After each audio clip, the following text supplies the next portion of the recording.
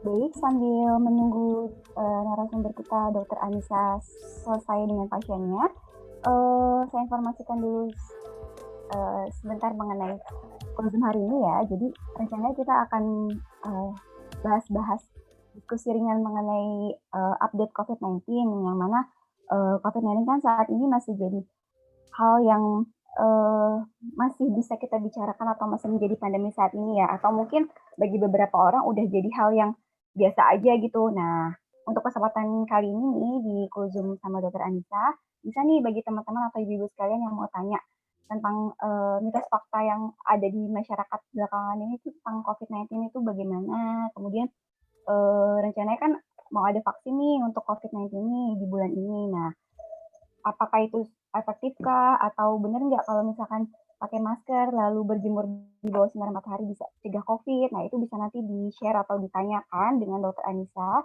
Atau bagi ibu yang sudah nggak sabar nih, udah punya pertanyaan, bisa langsung tulis pertanyaannya di chat box sambil tunggu Dr. Anissa selesai dengan pasiennya ya.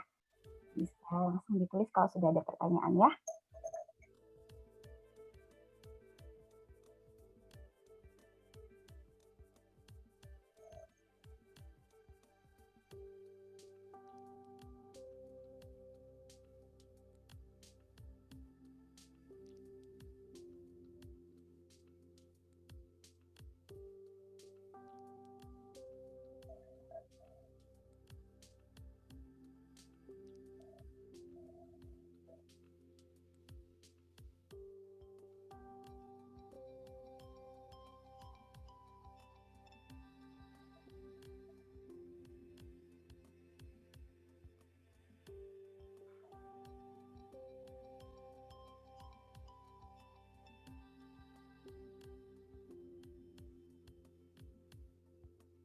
Selamat pagi menjelang siang Bapak dan Ibu sekalian.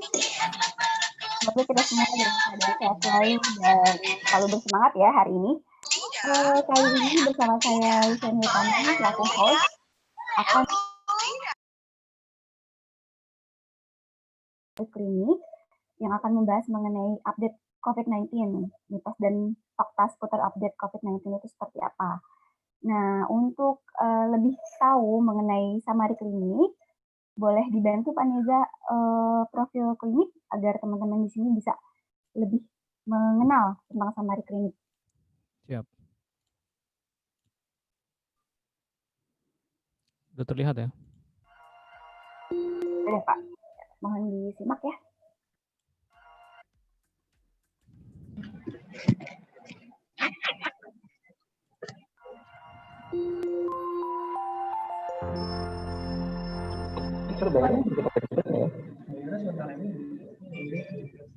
Oh ya udah. Selamat datang di Klinik Sameri. Sameri Klinik merupakan pengembangan dari Sameri Healthcare Group yang telah sebelumnya mengelola Klinik Sameri Family Healthcare Kebayoran Baru dan RSUA Sameri Basra Pondok Bambu.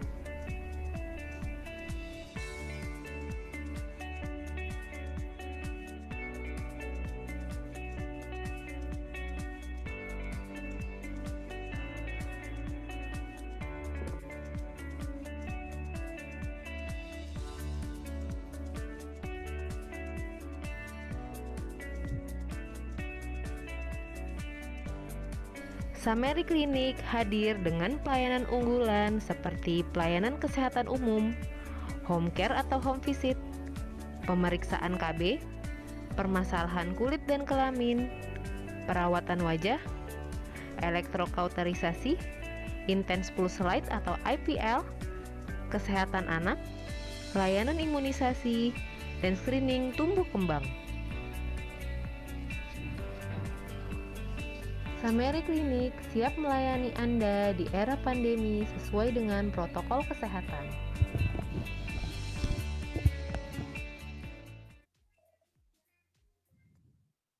Nah, itu profil singkat mengenai Samari Klinik. Sudah selesai ya Pak ya berarti ya? Ya, siap. Sudah, oke. Nah, Samari Klinik itu saat ini perlu diketahui kalau Bapak dan Ibu sekalian ingin konsultasi dari rumah aja tanpa harus datang, bisa melalui layanan telekonsultasi kami. Nanti telekonsultasi akan dilakukan melalui video call Dan bila Bapak Ibu memerlukan obat, nanti bisa diantar langsung juga ke rumah Bapak dan Ibu. Jadi cukup mudah, aman, dan nyaman. Nah, bagaimana caranya untuk telekonsultasi? Bisa langsung tanya-tanya di WhatsApp Samari Klinik di nomor 0813 3050 10 dengan jam operasionalnya di hari Senin sampai dengan hari Jumat pukul 1 siang sampai pukul 8 malam, pukul 10 pagi sampai pukul 3 sore. Dan yang belum tahu gimana sih lokasinya, tadi belum tersebutkan kayaknya ya di profil singkat tentang klinik ya. Kita ada di Basura City, Tower F, lantai GF, nomor CL02. Mudah ditemukannya karena kita berada di depan lapangan basket. Jadi patokannya lapangan basket aja kalau mau ke Samari Klinik ya. Nah, narasumber kita kali ini yaitu seorang dokter yang cukup kompeten di bidangnya, yaitu Dr. Anissa Widiani. Beliau merupakan dokter umum juga di Samari Klinik. Nanti juga selama acara saya akan dibantu juga oleh Suster Media selaku moderator. Kebetulan juga beliau sebagai perawat di Samari Klinik yang gabung sejak tahun 2019. Untuk mempersingkat waktu, kayaknya saya langsung alihkan saja ke Suster Media ya. Atau Dokter Anissa dan Suster Media bisa say hi dulu, mikrofonnya dinyalakan. Sebelum saya berikan profil singkat mengenai Dokter Anissa dan tata tertib UAP bagi yang belum mengetahui. Halo dokter. Ya, halo Mbak Halo Uci. dokter. Ya, Selamat pagi semua. Suster Media. Boleh say hi dulu Suster Media? Ya, selamat Oh, pagi Suster Media semuanya. lemas banget kayaknya ya. Udah makan belum nih? Sudah. Oke ya, oke. Selamat pagi Saya mohon izin semuanya. untuk screen profil singkat mengenai Dokter Anissa ya, biar kita bisa lebih kenal lebih Iya, jauh. boleh. Ya. Suaraku jelas ya Mbak Uci? Oh, jelas banget. Yang lainnya mungkin juga sama. Oke. Nanti kalau ada yang kurang jelas atau suaranya belum terdengar, bisa chat di chat box ya.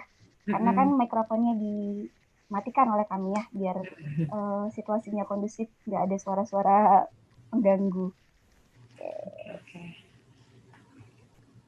Ini untuk profilnya, kelihatan kan ya di layar? Kelihatan? Sudah terlihat. Sudah ya, oke. Dokter Anissa Widiani, beliau merupakan dokter umum di Samari Klinik. Prakteknya di hari Selasa di jam 1 siang sampai jam 8 malam, kemudian di hari Sabtunya jam 10 pagi sampai jam 3 sore. Nah, nanti kalau ada yang mau konsultasi langsung atau telekonsultasi, habis call Zoom-nya berakhir, bisa tuh, karena masih ada waktu sampai jam 3 sore. Kemudian beliau menempatkan pendidikannya di Fakultas Kedokteran Universitas Indonesia tahun 2016. Sebelum beliau bergabung di Samari Klinik di tahun 2020 ini, beliau sempat menjadi dokter umum di RSUD Labuha, Halmahera Selatan tahun 2019. Nah, untuk menunjang kompetensinya sebagai dokter umum, beliau juga mengikuti beberapa pelatihan, salah satunya adalah Advanced Cardiac Life Support di Jakarta tahun 2018. Ya, sekilas mengenai Dokter Anissa Widiani. Kemudian untuk tata tertib kuapnya sendiri, bagi yang belum mengetahui, bentar saya share screen kembali ya.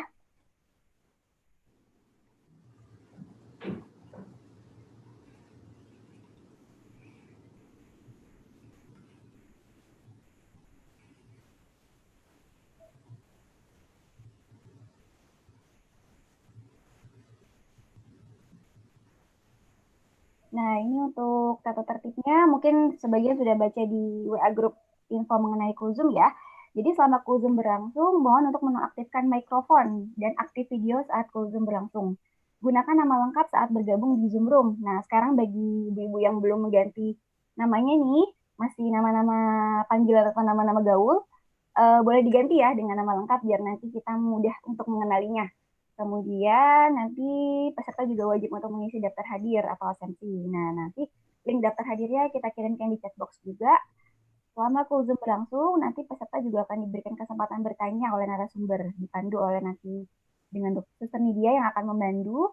Nah, tanya jawabnya juga dilakukannya setelah sesi materi diberikan ya oleh Dokter Anissa. Kemudian di akhir acara akan ada 3 peserta dengan pertanyaan menarik untuk mendapatkan hadiah. Hadiahnya apa? Akan ada voucher telekonsultasi untuk 3 orang pemenang dan 1 box masker ya, Pak Neza ya. Untuk 3 orang untuk 3 orang Iya, penanya betul. dengan pertanyaan yang menarik. Jadi nanti mohon disiapkan pertanyaan semenarik mungkin dan disimak untuk materi yang diberikan oleh Dr. Anissa ya. Oke, selanjutnya saya serahkan ke Suster Nidia untuk memulai pemberian materi. Boleh mulai, Ya. Suster? Ya, oke. Gimana semuanya udah siap?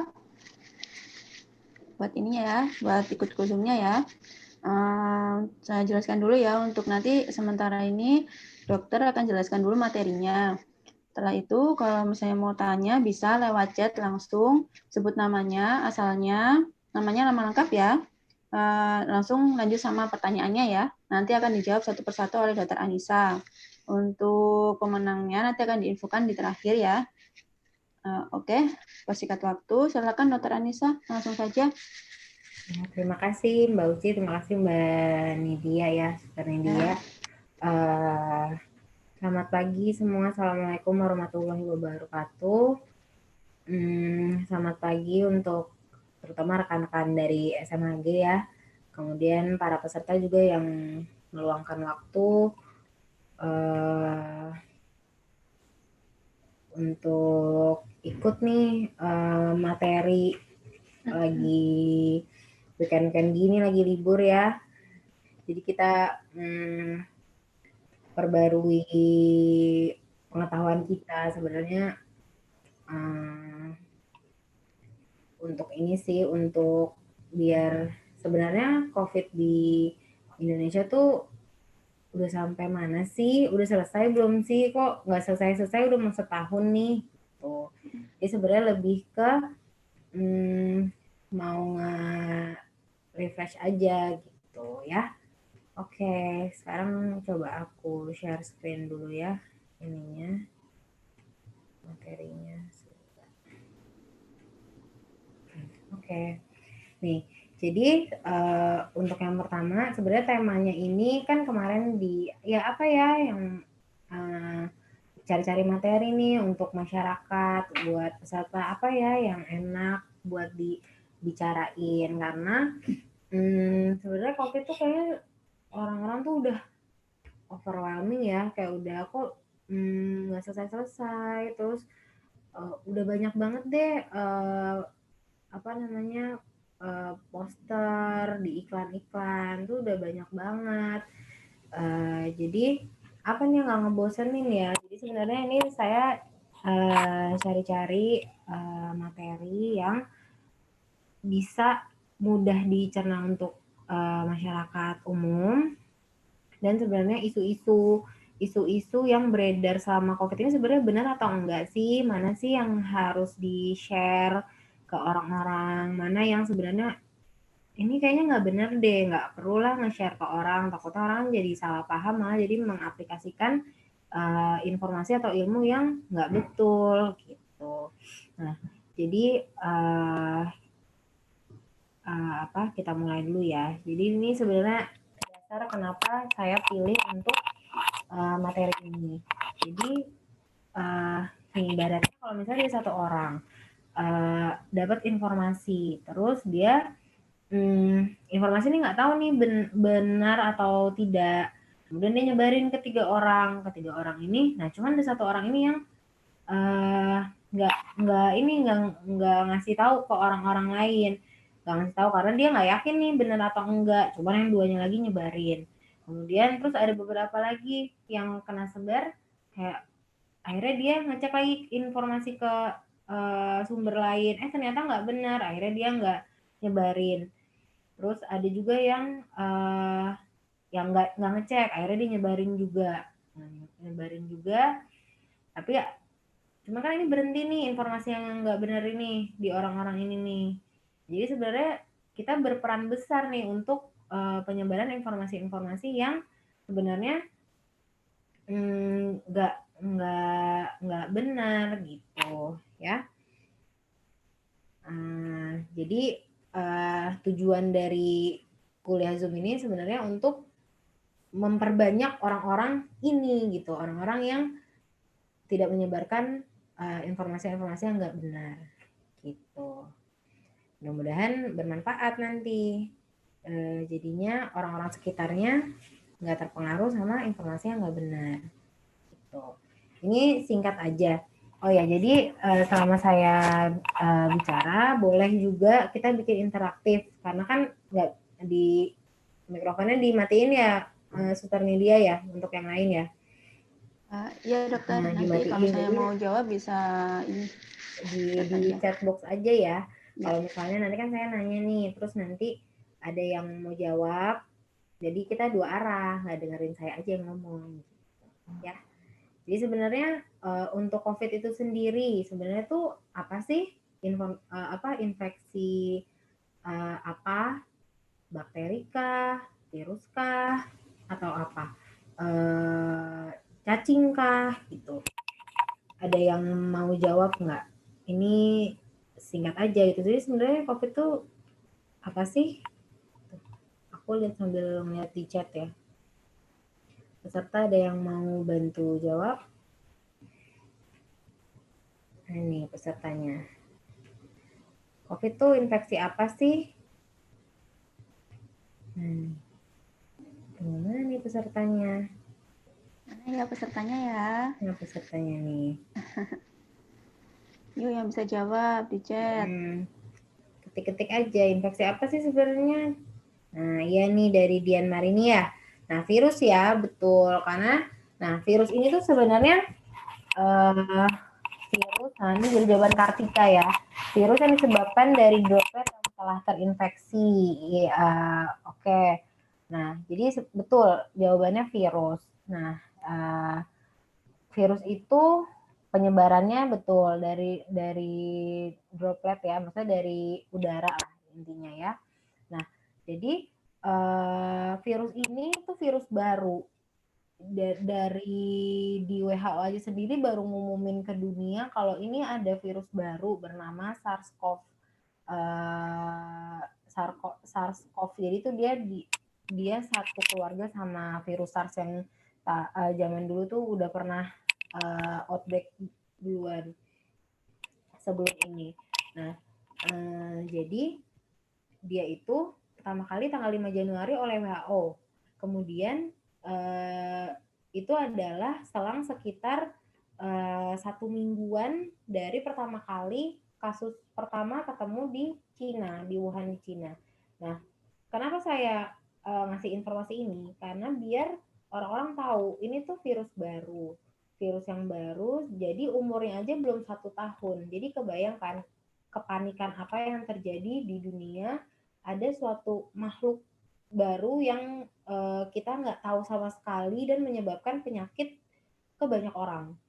Nah, jadi bikin kepanikan, bikin ada informasi isu-isu yang sangat banyak, jadi bikin masyarakat tuh panik gitu. Organisasi besar semacam WHO aja dibuat heboh pada saat pertama itu gitu. Jadi kalau misalnya ada nanti waktu misalnya ngelihat webnya WHO itu dari bulan Januari tuh banyak sekali informasi yang ini yang nggak terbendung karena virus ini gitu. Nah, oke. Lanjut ya. Oke. Sekarang lanjut ya ke mitos atau fakta. Ini nanti jawab di ini lagi ya, grup chat lagi ya, siapa. Ini juga termasuk penilaian hadiah aja ya Mbak Nit, pemenang nanti. Bisa sih dok, nanti sama digabungin sama pertanyaannya. Keaktifan peserta ya. Iya, aktifnya. Oke. Nah, mitos atau fakta ya. Yuk dijawab. Next ya.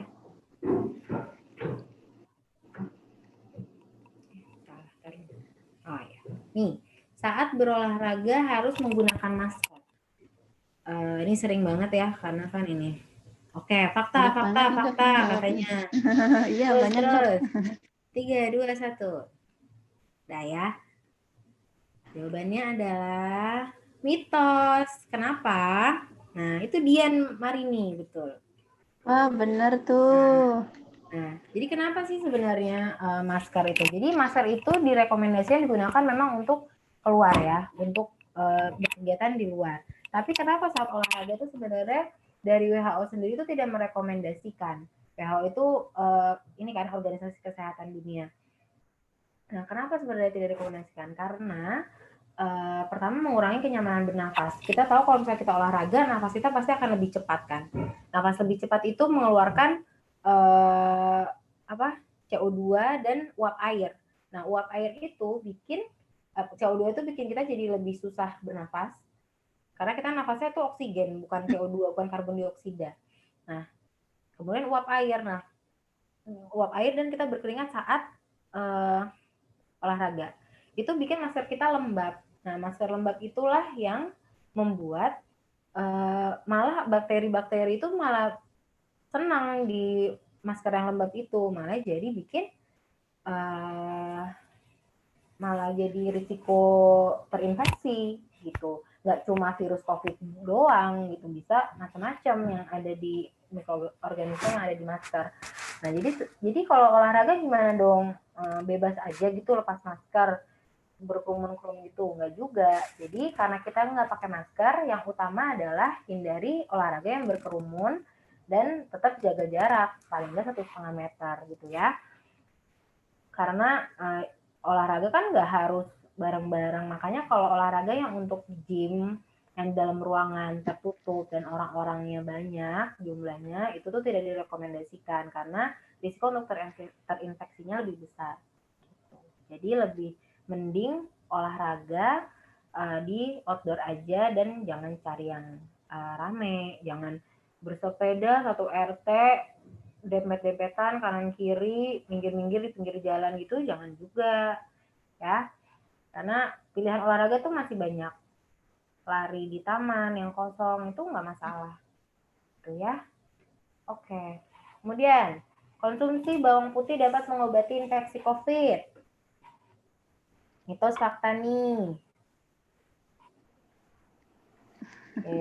Mitos fakta. Macam-macam nih jawabannya nih. Macam-macam nih.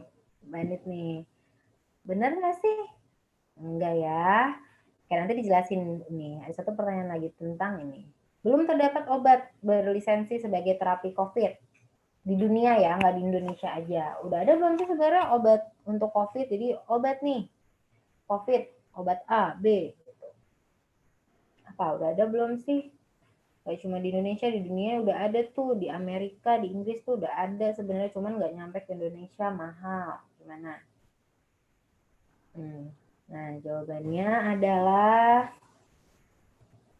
mana nih? Kok saya nggak bisa next? Oh ya. Betul ya. Memang belum ada obat. Nah, apa terapi tentang COVID?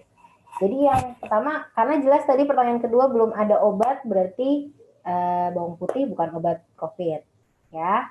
Kemudian untuk terapi COVID itu sendiri di Indonesia tuh sebenarnya belum ada. Di Indonesia, di dunia itu belum ada terapi yang benar-benar dikatakan secara konsisten itu untuk mengobati infeksi COVID itu sendiri. Untuk suplemen vitamin dan mineral yang biasanya nih saat ini pada prakteknya itu diberikan itu bukan untuk mengobati infeksi. Itu dia hanya sebagai penyokong aja. Ya. Jadi yang untuk jelas nih virus ini antivirus COVID itu belum ada. Gitu. Oke, sekarang panas-panasan berjemur dari jam 9 sampai jam 10 dari jam 8 jam 9 jam 10 tuh bagus untuk mencegah penularan COVID. Betul atau enggak? Mitos atau fakta? Mitos. Mitos. Yeay, betul semua. Mitos ya. Gitu. Karena nggak ada hubungannya. Nggak ada hubungannya ya. Kalau panas-panasan tapi sambil nonton bola di stadion rame-rame, ketularan aja. Ya. Gitu. Jadi nggak berpengaruh suhu, baik suhu tinggi maupun suhu rendah. Jadi di salju, di es itu nggak mungkin ketularan, nggak juga. Kalau misalnya dia memang pas deket sama pasien yang sedang terinfeksi dan nggak jaga jarak, nggak cuci tangan, itu dia risiko terinfeksi tetap ada. Gitu ya, nggak mengurangi risiko untuk suhu. Itu Ini saya ambil dari WHO, kemudian lanjut ya. COVID-19 dapat menular saat berenang. Mitos atau fakta sih? Oke, mitos. Oke, jawabannya adalah mitos ya. Betul, karena tadi tadi ada peserta kayaknya yang jawab ya. Suster Nidia tadi bilang, oh kalau itu lewat droplet, lewat udara ya, karena menular lewat air atau dari berenang itu tidak menular. Kecuali lagi berenangnya dempet-dempetan, pegangan tangan sama orang asing gitu, ya nular kalau misalnya dia terinfeksi ya. Cuman kalau berenangnya jaga jarak, jauh-jauh, berenang dan penularan lewat air itu tidak meningkatkan risiko, gitu ya. Tidak meningkatkan risiko penularan. Oke, enggak. Tidak ada bedanya sedang berenang ataupun sedang di darat penularannya. Yang penting apa? Cuci tangan, jaga jarak.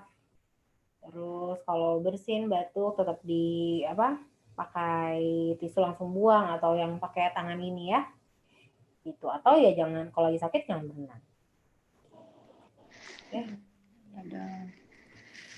Lanjut. Nah, ini anak harus pakai masker. Nih peserta pasti ya dari ibu-ibu, bapak-bapak yang ada punya anak ya. Jadi ini ada video singkat dari WHO yang dibikin untuk rekomendasi anak pakai masker. Coba ya,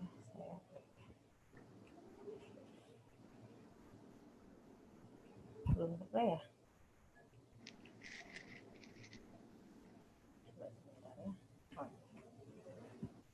Kelihatan nggak, Banet? Iya, kelihatan Di, dong. Masih di share kebuka-buka ulang tapi. kali, Dokter Oh, iya. Anissa. Di share ulang ya, stop screen dulu. Stop share dulu ya.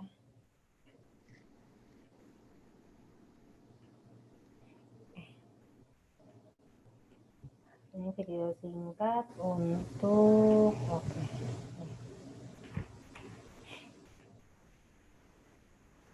Udah kelihatan ya? Ya, dokter. Areas where COVID-19 is widespread and physical distance cannot be maintained, masks can help stop the spread of COVID-19. Here's what to know about children and masks. Oke, ini jadi untuk daerah yang penyebaran COVID-19-nya itu luas seperti di Indonesia, ini ada rekomendasi dari WHO atau dari dunia untuk anak-anak terutama ya. Those under the age of 5 don't need to wear a mask. Oke. Nah, ini untuk anak di bawah umur 5 tahun tidak direkomendasikan pakai masker. Ya, karena pertama belum tentu efektif karena anak umur 5 tahun nggak tahu pakai maskernya itu diturun-turunin, jadi nggak penggunaan masker secara tepat tuh belum mungkin terjadi di anak umur 5 tahun. Gitu. Dan kalau misalnya anak terasa sesak itu dia belum bisa ngomong, belum bisa bilang kalau udah nggak enak nih gitu, dia belum bisa bilang umur 5 tahun. However, there may be local requirements or times when a mask is necessary, such as when a child is sick. Children 6 to 11 years old can wear a mask when recommended. Make sure they can wear it safely and there is adequate adult supervision. Oke, untuk 6 sampai 11 tahun itu mungkin diperlukan, mungkin direkomendasikan. Kenapa? Untuk ada ininya, ada apa? Poin-poinnya. Nanti dijelaskan. Should follow the same guidance as adults when they cannot guarantee at least a 1 meter distance from others. Oke, untuk di atas 12 tahun itu sudah mengikuti rekomendasi dewasa, jadi wajib pakai masker. For children with developmental disorders or disabilities, masks should not be mandatory and assessed on a case-by-case basis. Children with underlying health issues such as cystic fibrosis or cancer should wear a medical mask for protection. Children in general good health should wear a fabric mask when they cannot be at least 1 meter away from others. Oke, tadi itu untuk jenis masker yang digunakan. Kalau pasien-pasien anak yang punya risiko imun yang rendah, tadi contohnya misalnya kanker atau penyakit-penyakit autoimun yang sudah diketahui sebelumnya, pakai maskernya itu masker bedah, masker surgical ya. Kalau misalnya yang enggak, yang anak sehat itu pakai masker kain biasa. Dan ini cara untuk menggunakan masker. Before putting on the mask, children should clean their hands at least 20 seconds if using an alcohol-based hand rub, or at least 40 seconds with water. Make sure the mask is the right size to cover the nose, mouth, and chin. Children should not touch the front of the mask, pull it under the chin or into the mouth, and definitely not share it. Ini sering terjadi ya, pakai masker di dagu. After taking off their mask, they should store it in a bag or container and clean their hands. With these simple tips and good supervision, children can stay safe while wearing their masks and still have fun with their friends. Jadi anak-anak sebenarnya masih boleh untuk bersosialisasi ya, asalkan dengan supervisi yang baik dan teredukasi dengan baik juga anaknya. Gitu. Ya. Oke, tapi memang dari IDAI sendiri. Bentar. Untuk dari IDAI sendiri, Ikatan Dokter Anak Indonesia itu sebenarnya memang untuk anak-anak memang lebih direkomendasikan untuk di rumah aja gitu ya, kecuali ada keperluan yang mendesak misal seperti ke rumah sakit untuk vaksin gitu, memang sebenarnya di rumah aja. Tapi ya kalau misalnya perlu keluar misalnya sama orang tuanya pun, kalau misalnya di tempat yang sepi bisa memaintain jarak sih ya sesuai rekomendasi WHO nggak masalah. Oke, question lagi sebentar ya. Lalu sebaiknya gimana dok kalau misalnya yang anak-anak kecil tuh nggak boleh pakai masker gitu, pakai apa ya dok? Yang paling nggak supaya bisa aman gitu dok? Kalau yang kurang dari 5 tahun gini, sebenarnya kan sering ya sekarang yang anak-anak kecil pakai face shield ya. Sebenarnya face shield itu sih belum ada penelitiannya ini efektif, apalagi kalau face shield untuk dewasa ya. Dewasa itu face shield malah dibilang sebenarnya nggak berpengaruh, nggak efektif. Jadi makanya biasanya face shield tuh harus tetap pakai masker. Masker plus face shield itu adalah perlindungan yang baik gitu. Tapi kalau misalnya face shield aja tuh kurang. Nah kalau untuk anak-anak sebenarnya ya itu lagi sebenarnya dia lebih ke dihindari keluar rumah kalau nggak perlu dan jarak gitu. Karena kalau misalnya kita berjarak pun kan anak walaupun nggak pakai masker atau face shield kan nggak masalah gitu ya. Tapi kalau misalnya memang mau ikhtiar mau berusaha untuk pakai face shield pun nggak masalah, karena kalau face shield itu pernafasan anak kan nggak tertutup. Ya. Iya sih. Maksudnya kok dia nggak akan terasa sesak. Yang tadi kan karena risiko masker itu takutnya anak sesak dan dia nggak bisa pakai dengan benar kan. Malah bikin risiko ketularan. Kalau misalnya dia maskernya jatuh kemana-mana terus dia pakai lagi itu malah kotor gitu. Cuman kalau face shield sih nggak masalah kalau misalnya anak selama anaknya nyaman. Oke, kita balik lagi. Ini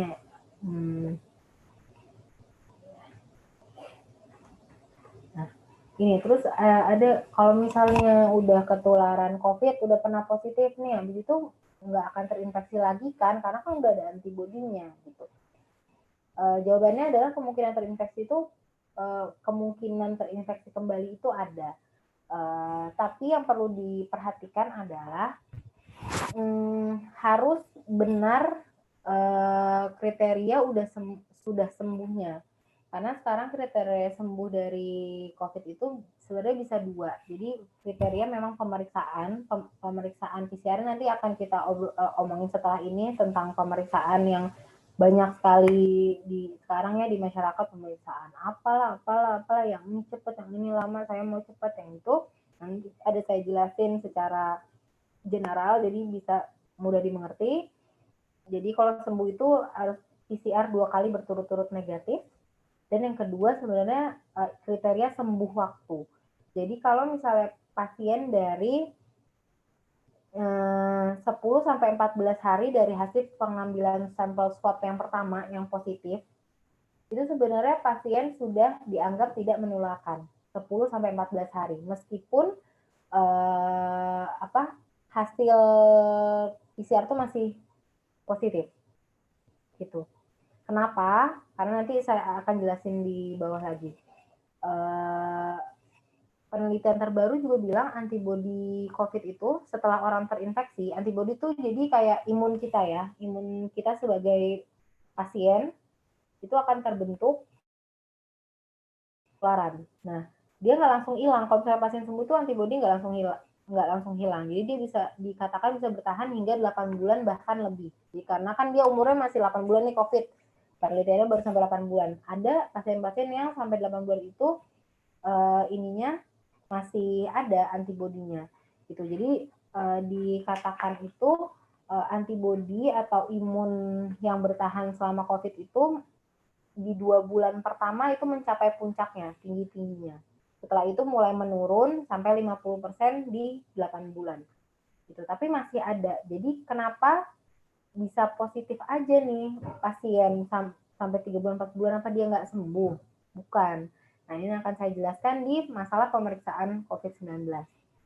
Nah, dengarkan, ini saya mau swab antigen nih yang terbaru yang lagi heboh kan, maksudnya yang baru-baru ini. Ada nih swab antigen, dia swab. Jadi lebih oke dibanding rapid yang dicucuk-cucuk di ujung-ujung ini. Gitu ya. Karena kan dia langsung ditolak dan tapi dia cepat gitu. Sebenarnya itu apa sih? Nah, sebelum ke situ saya akan ngejelasin singkat nih soal yang namanya positif palsu, negatif palsu.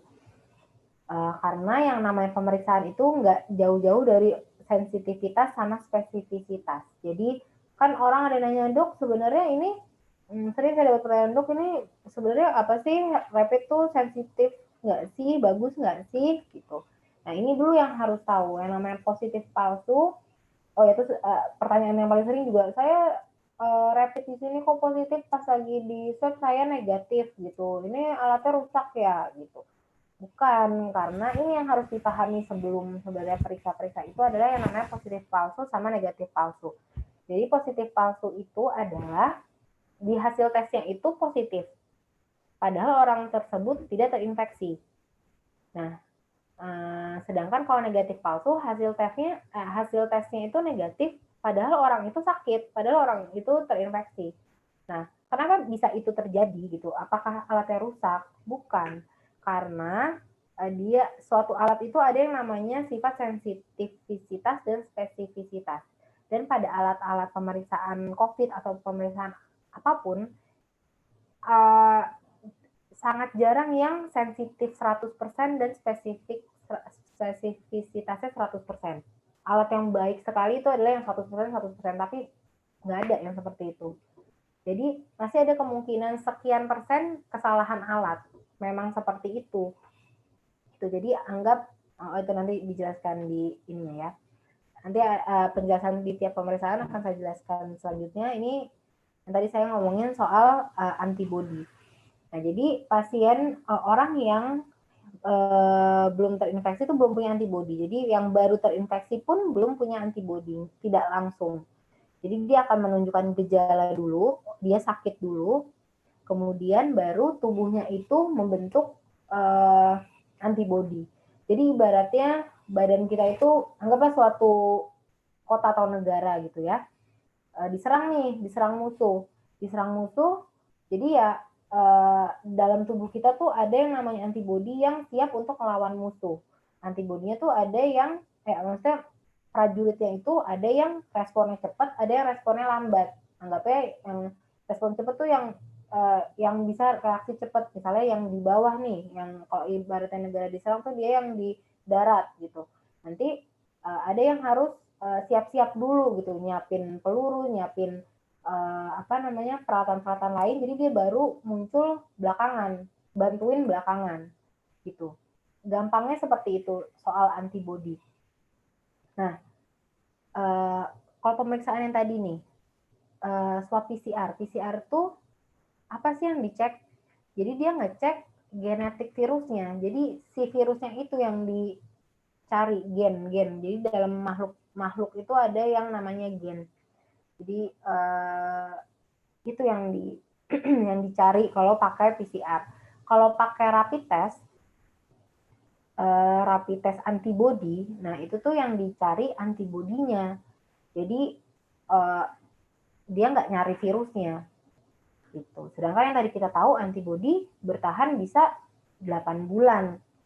Jadi kalau ada pasien udah sehat-sehat aja tapi dicek rapid dia negatif, ya bisa aja terjadi karena kan antibody kita bisa bertahan 8 bulan kalau dari penelitian. Gitu.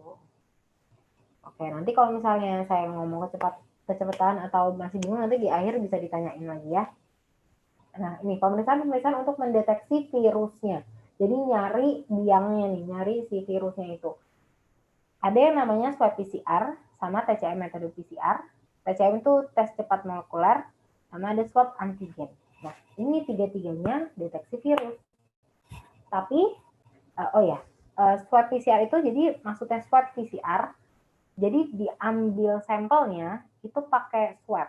Swab itu bisa dari hidung dan tenggorok. Terus diperiksanya pakai alat yang metode atau alat yang namanya PCR. Gitu.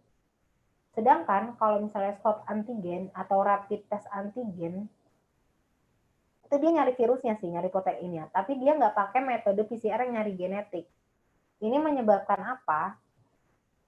Nah, dia menyebabkan yang menjadi gold standar tetap metode PCR. Karena dia sensitivitasnya 70% sampai 90% dan spesifitasnya 99%. Kalau swab antigen coba lihat nih. Dia sensitivitasnya 30 sampai 84%, sangat jauh sekali. Maaf. Dan spesifitasnya di 100%. Coba saya ini ya, pakai kalimat yang mudah dimengerti. Jadi kalau sensitivitas, anggaplah ya, sensitivitasnya adalah 90%. Jadi kalau pasien yang dicek dengan PCR hasilnya negatif, itu dia belum tentu benar negatif, tapi kemungkinan salahnya itu hanya 10%. Gitu. Kemungkinan dia sebenarnya tuh positif tuh hanya 10% kalau pakai PCR. Atau yang paling jelek ya, 30%. Jadi dari 10 orang, misal dari 100 orang deh, dari 100 orang yang dicek. Terus kemudian ada kemungkinan 30 orang yang hasilnya negatif itu dia sebenarnya sakit. Gitu. Dia sebenarnya terinfeksi. Nah, sedangkan kalau spesifisitas, dia anggap 99%. Spesifik itu jadi orang yang hasilnya benar positif, itu dia memang pasti positif. Gitu. Jadi 99% itu dia pasti positif. Jadi kalau misalnya sensitif itu kita ngelihat hasil negatif, ternyata orangnya sakit. Kalau spesifisitas itu hasil positif, hasil yang misalnya PCR positif itu dia memang benar sakit gitu. Ya. Kalau swab antigen tuh dia 30 sampai 84%, sangat jauh. Makanya sebenarnya bisa nggak sih swab antigen tuh ngegantiin PCR? Kan dia lebih murah gitu dan lebih cepat gitu. Saya butuh cepat. Ngegantiin nggak bisa. Jawabannya adalah nggak bisa. Karena yang menjadi gold standar tetap PCR. Karena ada kemungkinan karena si swab antigen itu sensitivitasnya sangat jauh. Gitu. Ya. Kemudian ini yang dideteksi antibody. Ada yang namanya tes serologi dan ada rapid test antibody. Bedanya apa? Sebenarnya sama. Yang namanya serologi itu adalah intinya adalah pemeriksaan yang pakai darah. Rapid test antibody kan pakai darah juga. Jadi intinya sama. Dia mau ngecek antibodinya. Ya. Ini lihat sensitivitasnya juga sebenarnya malah mirip-mirip sama yang swab antigen. Dia 30 sampai 90%, spesifisitasnya 90 sampai 98%. Tapi ingat, ini yang dicek dia adalah antibodinya. Ini agak pusing dikit ngelihat garis-garis ini, tapi intinya kalau orang dicek nih, coba ya nih, misalnya ada orang nih, ada gejala nih, karena kan dia udah keinfeksi di sini nih. Biasanya gejala itu muncul 2-5 hari setelah terinfeksi. Dia keinfeksi di sini, udah batuk-batuk, udah demam di sini. Dia ngeceknya pakai rapid antibody. Kira-kira aja nih, ada nggak, bisa nggak hasilnya positif? Gitu. Karena yang namanya antibody ini, yang IgM, IgG yang suka ada di alat-alat itu baru terdeteksi dari minggu kedua ini.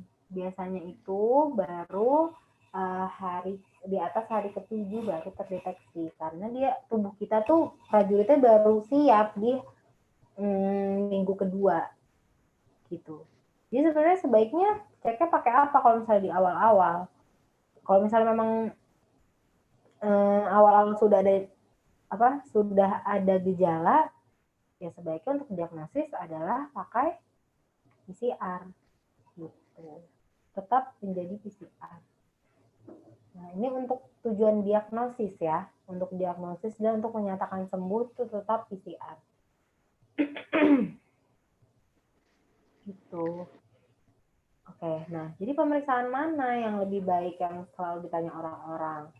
Gitu. Jadi sebenarnya pemeriksaan yang lebih baik itu tergantung untuk tujuan apa.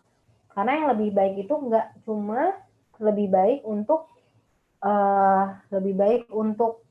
ini saya benar sakit atau nggak cuma itu yang perlu diperhatikan, tapi ya lebih baik untuk pengeluaran kita juga, kantong kita. Jadi kalau cuma untuk kebutuhan yang bukan untuk diagnostik, untuk PCR yang mahal-mahal ya nggak direkomendasikan juga. Kenapa? Karena untuk diagnostik yang menjadi gold standard yang tadi saya bilang itu menjadi PCR, tetap PCR. Tapi kalau di Amerika itu pemeriksaan swab antigen itu dijadikan untuk screening di awal. Misal nih ada masyarakat dia ngecek semua swab antigen, ya. Bukan semua masyarakat. Misalnya ada pasien gejala nih, batuk, pilek, nggak demam tapi dia batuk pilek nih, curiga. Dia dicek swab antigen yang tadi saya bilang sebenarnya nggak bisa menggantikan untuk diagnosis. Kalau misalnya dia hasilnya positif, itu langsung dianggap COVID. Berarti dia sebagai diagnosis kan, dia diagnosis COVID berdasarkan swab antigen. Kenapa? Karena tadi swab antigen itu spesifisitasnya hampir 100%. Jadi kalau misalnya hasilnya positif, dia bisa kita anggap positif. Jadi dia bisa sebagai diagnostik.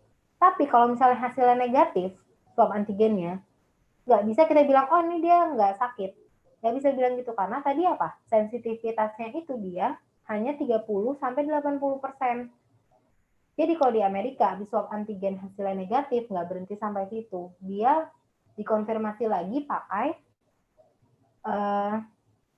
PCR. Balik lagi, PCR sebagai gold standar diagnostik.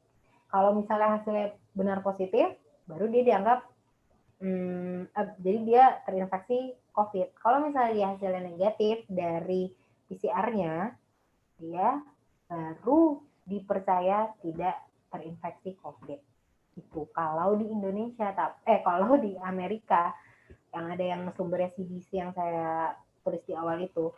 Tapi kalau misalnya di Indonesia sendiri, masih pakai swab antibody yang sebenarnya biasanya itu direkomendasikan digunakan untuk tujuan satu lagi yang namanya untuk survei antibody. Jadi dia hanya untuk mengetahui, oh orang ini sudah ada antibody, nih. Misal nih, ada orang yang di rapid test dia positif. Itu cuma bisa menyimpulkan, oh orang ini sudah punya antibody COVID. Antibody COVID-nya pasien itu ada di letak di mana nih, kita nggak bisa tahu. Bisa jadi dia masih infeksius, dia masih di hari ke-8 gitu. Bisa jadi kan, dia masih infeksius, bisa. Tapi bisa jadi dia sudah di minggu ke-6 atau bahkan lebih, udah di bulan kedua gitu. Di sini. Dia masih bisa positif, tapi dia sebenarnya udah nggak infeksius. Tapi kita bilang dia sakit. Jadi sebenarnya Tujuan rapid antibody itu hanya untuk mengetahui, oh orang ini punya nih antibodinya, gitu. Tapi tidak bisa menyimpulkan, oh orang ini sakit, orang ini aman nih dari COVID, nggak bisa, gitu ya. Oke, sekarang ini singkat tentang vaksin. Sebenarnya vaksin COVID tuh udah ada belum sih? Jawabannya adalah belum. Ada yang untuk sampai fase ini. Nih, yang namanya vaksin nih, dari awal nih di lab, kemudian digunakan fase 1 di orang-orang tertentu yang dalam skala kecil, terus fase 2, fase 3, sampai akhirnya di ACC untuk digunakan ke orang banyak. Jadi vaksin COVID-19 tuh baru sampai ada sedang di fase 3. Gitu. Nah, perkembangan vaksin COVID. Jadi per minggu ke-3 November ini sudah ada 3 vaksin yang dikatakan efektif melalui uji klinis fase 3. Ya, fase 3 ini. Nih. Tapi belum ada yang sampai sini. Sudah selesai fase 3, tapi belum selesai tahap follow up dan publikasi resmi terkait penggunaan untuk umum. Gitu. Jadi untuk udah dibilang di Indonesia mau ada nih November atau Desember udah boleh di vaksin tenaga kesehatan atau masyarakat tertentu yang risiko tinggi. Jawabannya belum ada. Ya, belum ada vaksin yang di ACC sampai hari ini.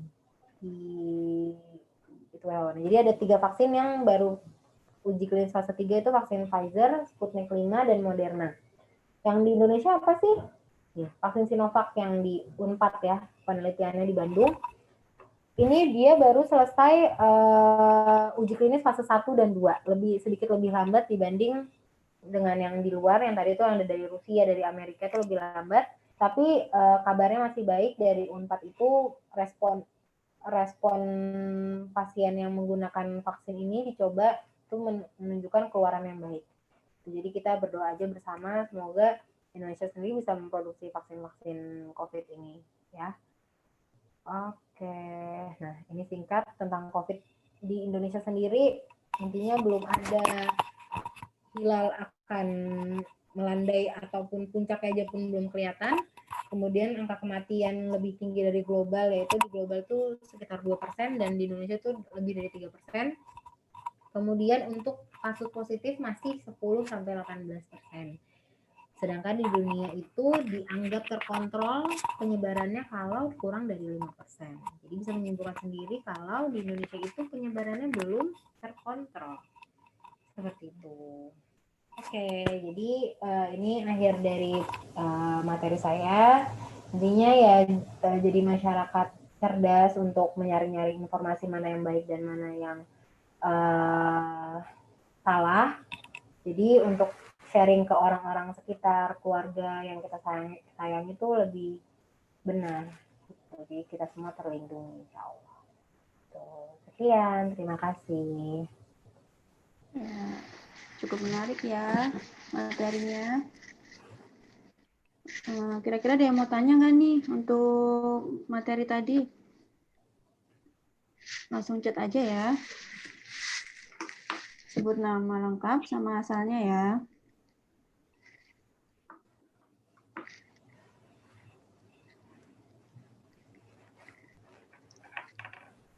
Pak dilihat. Belum ada pertanyaan nih. Jadi siapa yang mau tanya?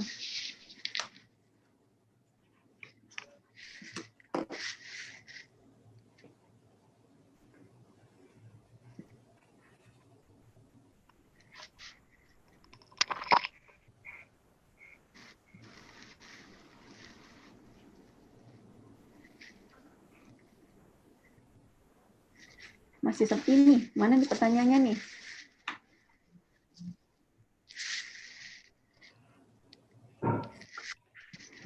Kayak atau sharing-sharing juga boleh, misalnya kayak ini dok pernah dengar gosip di grup-grup ibu-ibu kan biasa gitu, ibu-ibu tentang ini bener nggak sih, tuh pernah dengar nggak gitu.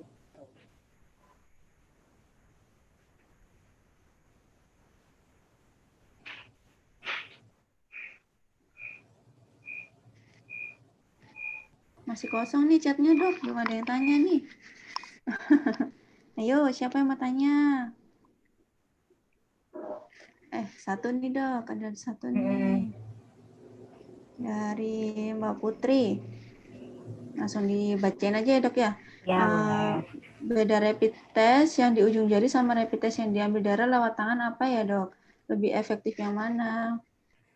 Oke, jadi sebenarnya saya coba jawab ya. Jadi sebenarnya kalau yang rapid test itu pengambilan sampelnya itu sebenarnya sama aja. Yang penting kan kita ngambil darahnya gitu. Yang menjadi perbedaan tingkat keefektifannya itu adalah metode yang dilakukan setelah pengambilan sampel itu. Misal, kalau misalnya yang pakai pakai alat-alat yang rapid test yang kecil-kecil itu, metodenya itu namanya, sebentar, coba saya sambil ini baca juga ya. Metodenya yang berbeda. Kalau misalnya darahnya itu jawabannya sama ya. Jadi tidak ada perbedaan. Mau yang di ujung atau di yang tangan sini. Tapi kalau misalnya yang di ujung ini biasanya alat itu menggunakan namanya metode LFIA. Nah, LFIA itu metode itu hanya butuh ya darah jumlahnya hanya sedikit aja gitu. Makanya diambilnya di ujung aja. Tapi kalau misalnya yang di sini, yang biasanya ada di rumah sakit, yang bilang rapid test tapi diambilnya di sini, Dok, gitu. Itu dia biasanya menggunakan alat lain, alat yang menggunakan metodenya itu ELISA atau CLIA. Nah, itu dia biasanya lebih mahal, betul, dibanding yang cuma dicucuk di ujung ini.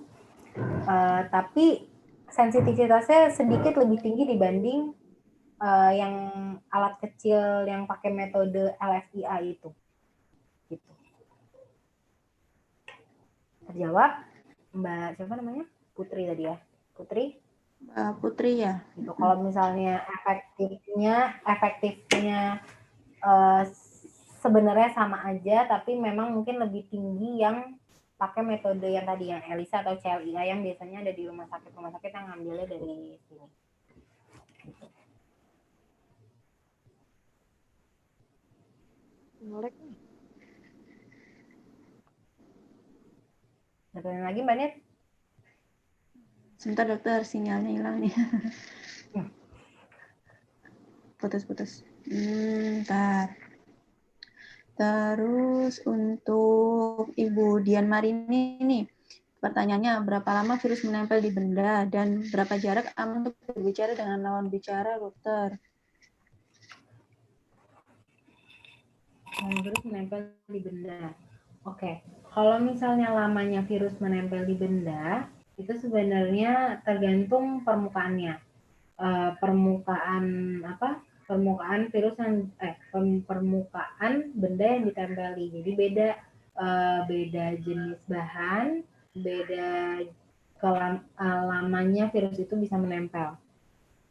Gitu.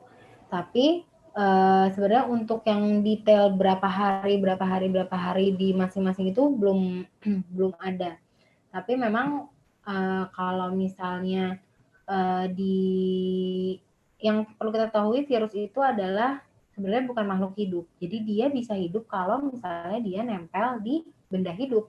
Gitu. Jadi kalau misalnya di benda-benda dia itu nggak akan bertahan lama. Hitungannya jam itu sudah mati gitu. Tapi kalau untuk berapa jam di bahan ini bahan itu belum ada sumbernya, belum ada penelitian detailnya. Itu yang saya tahu. Tapi hitungan jam itu virus karena dia harus menggunakan makhluk hidup untuk hidup, virusnya udah mati. Gitu. Udah tadi tanya itu ya Mbak Nit. Iya, ya dokter. Terus untuk berapa jarak aman untuk berbicara dengan lawan bicara, dokter?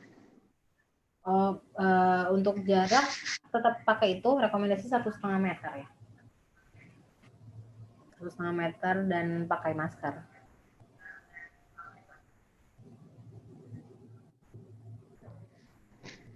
Lalu untuk pertanyaan selanjutnya dari Kak Yuyun nih. Bagaimana memastikan anak aman dibawa ke dokter di masa pandemi saat ini? Oke, pertama sebenarnya persiapan anak dan orang tuanya dulu ya. Persiapan anaknya itu ya, kalau misalnya anaknya tadi, kalau misalnya di bawah 5 tahun nggak perlu pakai masker, itu masih oke. Kalau misalnya mau dipakai dan anaknya nyaman, tadi 5-12 tahun boleh dipakein, dan di atas 12 tahun itu pakai seperti biasa, seperti orang dewasa. Dan dari orang tuanya juga tetap mematuhi protokol kesehatan, karena anak-anak apalagi yang di bawah 5 tahun kan kita belum bisa ya mengatur anak itu untuk nggak pegang sana sini. Tapi dari orang tuanya tuh tadi harus supervisi yang baik untuk anak-anaknya. Tetap cuci tangan, jaga jarak, pakai masker, hindari kerumunan. Dan kalau bisa kalau di rumah sakit itu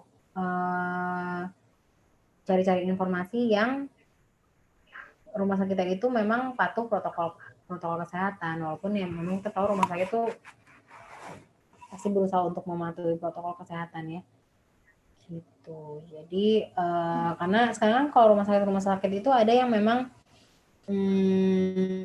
rujukan COVID, dan setahu saya itu hampir semua rumah sakit itu memang sudah membedakan jalur yang pasien COVID dan bukan.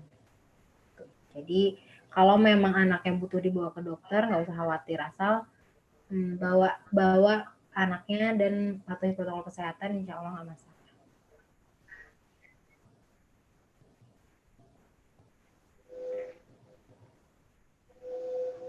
Mungkin juga bisa ini ya dok ya, kayak apa namanya tuh daftar dulu kali ya dok ya. Jadi jadi kan bisa menghindari nggak nunggu di sana gitu ya. Ya.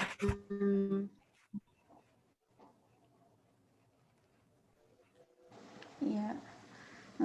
Untuk pertanyaan selanjutnya, sebentar.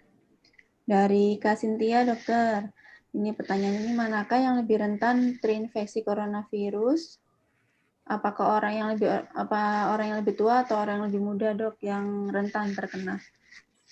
Sebenarnya kalau rentan terkena itu usia tidak mempengaruhi. Yang bahkan anak pun itu sama risikonya. Risiko untuk tertularnya ya. Yang berbeda adalah gejala yang akan ditimbulkan.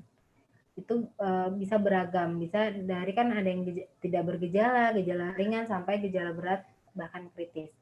Yang membedakan itu. Tapi untuk risiko tertularnya itu sama aja dari kecil sampai tua. Dan yang menjadi perbedaan itu bukan masalah usia, tapi masalah penyakit penyerta. Istilah itu underlying disease. Penyakit yang orang itu sebenarnya udah ada. Misal, ada orang tua yang sehat-sehat aja dibanding sama orang muda yang dia punya riwayat autoimun, misalnya ada lupus, atau yang mudah deh ada penyakit paru, misalnya dia pernah keinfeksi TB atau dia pernah sering asma berat, itu menjadi risiko yang lebih tinggi dibanding orang tua yang sehat. Jadi untuk usia sebenarnya nggak terlalu berpengaruh. Yang berpengaruh adalah underlying disease-nya yang udah dimiliki sama orang itu.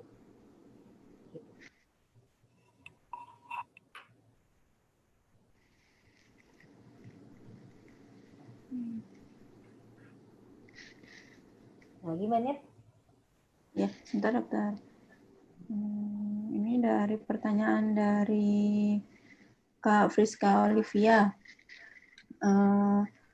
Apakah ibu yang habis melahirkan di rumah sakit dianggap menjadi pasien positif corona atau hanya harus dikarantina di rumah sakit? Apakah mungkin maksudnya mungkin ini dok, jadi kayak mungkin belum ada pemeriksaan terus mungkin di rumah Udah pernah sakitnya itu yang kayak rumah sedang sakit. Sebenarnya kalau untuk dianggap pasien positif tuh tidak, karena dianggap positif, maksudnya dia nggak ada kata-kata dianggap positif karena harus melakukan, kalau memang dia curiga, oh di rumah sakit rame pasiennya misalnya satu kamar waktu itu berempat lahirannya, dia curiga nih takutnya COVID, ya periksa PCR untuk diagnosis, tahu dia walaupun nggak ada gejala misalnya dia takut, tetap harus periksa PCR untuk mengetahui dia terinfeksi atau enggak gitu. Jadi ya sebenarnya jawaban untuk harus dikarantina atau tidak, apalagi dikarantina di RS pasti akan periksa dulu pasien. Kalau misalnya enggak ya nggak dikarantina, pun di rumah juga tidak ada rekomendasi untuk dikarantina di rumah kalau misalnya memang hasil PCR-nya negatif. Apakah harus cek swab ya dok? Maksudnya apa cukup rapid aja untuk kalau misalnya mau lahiran gitu? Kalau mau lahiran, maksudnya gimana Mbak? Maksudnya gimana Mbak? Pasien mau ini? Ya, misalnya pasiennya mau lahiran, ibu mau lahiran gitu, cukup pemeriksaannya apa dok gitu? Apa harus swab atau? Sebenarnya balik ke tujuan kita periksa tuh mau apa? Misal kita sebenarnya mau tahu kita tuh sakit atau enggak. Maksudnya tujuan mau apa, maksudnya kan kita mau ke rumah sakit, mau lahiran. Nah, mau lahiran terus mau periksa. Nah, memang periksa itu mau apa? Misalnya takut nih nularin orang-orang, ya berarti harus PCR. Karena yang balik lagi, kalau misalnya dia tujuannya takut nularin orang, kalau misalnya cuma rapid test, kan nggak nyambung gitu. Karena rapid test itu yang tadi antibody itu baru terdeteksi dari minggu kedua setelah terinfeksi gitu. Kalau misalnya dia masih di minggu pertama rapid test negatif, ya dia akan nularin juga. Jadi tujuan untuk nggak menularkan itu nggak tercapai. Iya, kalau menularkan tetap PCR jawabannya. Apa yang mau habisin? Ya dokter. Lalu ini ada 2 pertanyaan lagi nih dok. Untuk yang pertama dari Kak Andre. Dokter, di masa pandemi ini dan terkadang banyak yang sibuk dan tidak sempat berolahraga. Apakah mengkonsumsi obat daya tahan tubuh dan menjaga jarak saja sudah cukup, dokter? Oke, jadi pertanyaannya sebenarnya untuk nggak sempat berolahraga itu nggak cuma di masa pandemi aja ya, karena rekomendasi olahraga itu sebenarnya mau pandemi mau enggak sebenarnya sama aja ya. Untuk aktivitas fisik 20-30 menit minimal sekali itu 3-4 kali per minggu itu sebenarnya rekomendasi mau pandemik ataupun enggak gitu. Jadi untuk rekomendasi konsumsi obat daya tahan tubuh itu sebenarnya nggak ada rekomendasi. Cuman ada orang-orang yang memang merasa lebih ke sugestif untuk minum itu menjadi lebih terjaga ya nggak masalah, tapi itu nggak ada rekomendasi dari organisasi kesehatan manapun. Dan kalau misalnya orang yakin dengan konsumsi makanan yang dia cukup, sayur buah dan pokoknya makronutriennya cukup sih, mikronutriennya cukup, konsumsi obat daya tahan tubuh nggak diperlukan. Ya dokter. Ini satu lagi ya dok. Ini juga waktunya sekitar kurang 5 menit lagi nih. Untuk ini satu lagi dari Ibu Nunung. Perlukah kita mengkonsumsi vitamin atau suplemen tertentu untuk meningkatkan daya tahan tubuh? Sebenarnya sama sih dok ya, hampir sama pertanyaannya sama Andre tadi ya. Intinya belum ada rekomendasi soal, karena yang tadi sebagai pencegahan maupun pengobatan suplemen vitamin mineral itu nggak ada rekomendasinya. Ya dokter, ya sudah cukup ya untuk hari ini. Nanti ini akan kami seleksi dulu nih untuk pertanyaan terbaiknya. selanjutnya akan dilanjutkan oleh Ibu Uci ya. Terima kasih. Terima kasih Suster Lydia. Iya, sama-sama. Mbak Oh, Uci. lumayan menarik ya. Jadi gak ngantuk kita ngebahas COVID ini ya dok ya. Karena masih banyak juga sih, walaupun udah beberapa bulan kita kita berteman Memulai ya, memulai pandemi ini. COVID, cuma masih banyak juga hal-hal yang kadang itu termasuk mitos, kadang fakta. Jadi kita bingung gitu. Terus kita agak worry juga kalau kayak tadi tuh saya baru tahu kalau olahraga sebenarnya itu harusnya nggak usah pakai masker ya, gitu karena mikirnya kan karena keluar gitu kan, ketemu sama banyak orang mungkin kalau olahraganya maksudnya nggak di ruang tersendiri gitu ya, kan ketemu sama orang berarti tetap pakai masker. Cuma kalau lagi olahraga pakai masker juga ngep gitu kan. Ya ada nanti takutnya malah tambah pingsan gitu ternyata. Iya. Dibuka-buka di tengah jalan kan gitu. Harusnya nggak usah pakai. Terus tadi apalagi ya kalau berenang. Nah, berenang. Saya sendiri juga masih agak worry kalau punya anak kecil kan suka berenang nih. Dulu sebelum pandemi kan rajin nih berenang. Terus tiba-tiba lagi pandemi minta berenang nih. Duh, jangan deh nanti ketularan gitu kan. Nanti ketemu sama orang banyak lah. Ternyata sebenarnya masih bisa karena tidak terpaparnya langsung. Asal ya itu ya, orang banyaknya juga harus dihindari tapi sebenarnya Mbak Uci ya. Iya, cuma masalahnya kalau seperti itu berarti berenangnya di tempat sendiri ya dok. Karena kalau di water park, aduh kayak agak susah untuk jaga jarak. Water park agak susah ya karena kalau water park kan agak susah. Antri prosesnya banyak orang. Kita juga bingung masa mau pakai masker. Oke, banyak juga yang tadi tanya-tanya ya. Juga tambah informasi juga sama kita gitu, pertanyaan juga cukup menarik. Nah sambil teman-teman di klinik memilih siapa yang kira-kira jadi pemenang, mohon diisi untuk evaluasi kegiatan hari ini ya ibu-ibu bapak-bapak untuk jadi feedback kami kalau nanti kita akan mengadakan acara kembali. Saya share di chat box, jadi mohon diisi dulu untuk evaluasi kegiatannya ya untuk feedback kami. Nah, untuk pemenangnya apakah sudah ada? Kira-kira? Nih, sebentar ya, Mbak Uci ya. Masih digodok ya, masih digodok. Ya, mudah-mudahan menang soalnya hadiahnya lumayan loh, masker earlobe.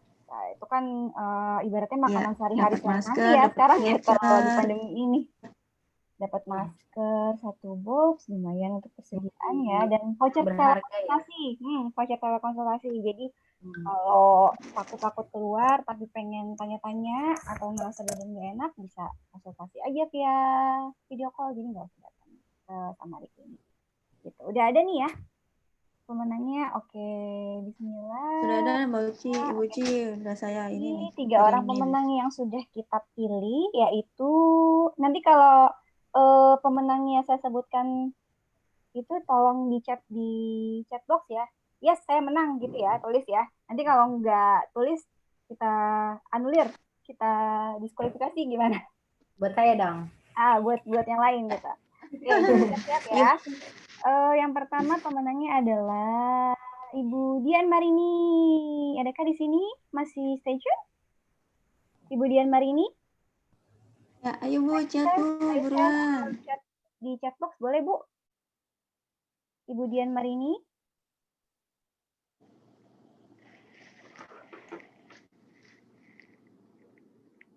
Adakah Ibu Dian? Mana ya? Yang gimana sih mau ngechat yang mau chat gimana? Mau ngechat? Ibu dinyalakan aja kalau nggak mikrofonnya sebentar. Kalau bingung chat box. Ya, saya menang. Selamat ya Ibu. Senang nggak Bu? Senang banget. Terima kasih. Sama-sama. Mohon dimatikan kembali ya Bu mikrofonnya. Oke, untuk selanjutnya ada Ibu Friska Olivia. Ibu Friska?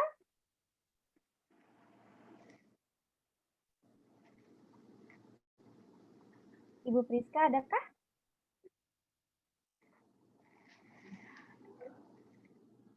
Saya. Oke. Dan yang terakhir adalah Ibu Yuyun. Oke, Bu Friska belum ibu-ibu, maaf ya. Mbak Friska berarti ya. Ibu Yuyun? Ada Mbak. Masih muda Ibu Ci. Oh ya, masih muda. Oke. Ibu Yuyun? Ada Mbak. Ada. Oke, Ibu. Selamat ya, Ibu Ada. ya. Ya, makasih Mbak, makasih. Ya, oke. Makasih. Nah, apa namanya? Tadi sudah bagi-bagi kita, terus materi juga sudah disampaikan Dokter Anissa ya. Terima kasih Dokter atas materinya. Bermanfaat banget di Sabtu hari ini. Jadi kita bisa sharing ke teman-teman yang lain terkait mitos dan fakta ini ya Dok.